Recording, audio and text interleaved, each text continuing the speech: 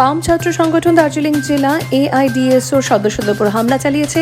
দার্জিলিং জেলা তৃণমূল ছাত্র পরিষদ এমনই অভিযোগ তুলে শুক্রবার এক ধিক্কার মিছিলে সামিল হলো দার্জিলিং জেলা এআইডিএসও।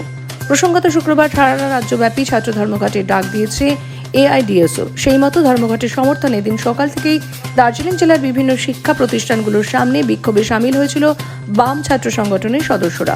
সেই মতো ধর্মঘটের সমর্থনে বিক্ষোভও চলছিল শিলিগুড়ির মহিলা কলেজের সামনে। তবে এআইডিএসও এর সদস্যদের অভিযোগ, মহিলা কলেজের সামনে বিক্ষোভ চলাকালীন হঠাৎ করে তৃণমূল ছাত্র পরিষদের সদস্যরা এসে তাদের ওপর হামলা চালায়, যার ফলে তাদের বেশ কিছু সদস্য আহত হয়েছে।